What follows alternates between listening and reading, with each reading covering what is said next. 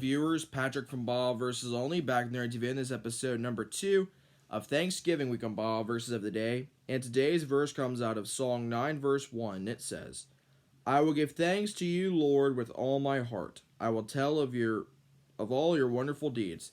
And that's what that verse means, and it's time for the church recap. In Joshua chapter 14, verses 6 through 13, and it says,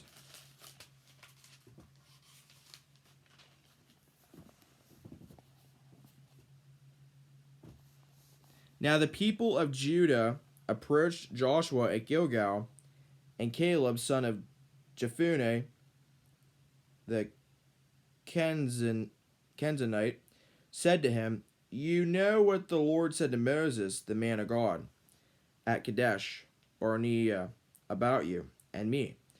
I was 40 years old when Moses, the servant of the Lord, sent me from Kadesh Barnea to explore the land, and I brought him back a report according to my convictions. But my fellow Israelites who went up with me made the hearts of the people melt in fear. I, however, followed the Lord my God wholeheartedly. So on that day Moses swore to me, The land on which your feet have walked will be your inheritance, and that of your children forever, because you have followed the Lord my God wholeheartedly. Now then, just as the Lord promised, he has kept me alive for 45 years, since the time he said this to Moses, while Israel moved about in the wilderness. So here I am today, 84 years old. I am still as strong today as the day Moses sent me out. I'm just as vigorous to go out to battle now as I was then.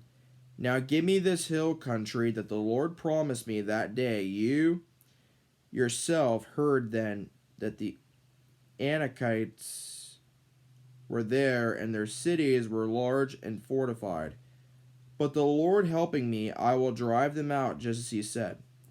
Then Joshua blessed Caleb, son of Jephunneh, and gave him Hebron as his inheritance. And that's all for the verse portion. That was what Glenn shared Saturday morning. In Matthew chapter 6, this is the start of what Glenn shared yesterday. In chapter 6 of Matthew, in verse 9 through 13, it says, This then is how you should pray. Our Father in heaven, hallowed be your name. Your kingdom come, your will be done on earth as is in heaven. Give us today our daily bread, and forgive us our debts, as we also have forgiven our debtors. And lead us not into temptation, but deliver us from the evil one. Now going to 1 Corinthians chapter 1, verses 6 through 7.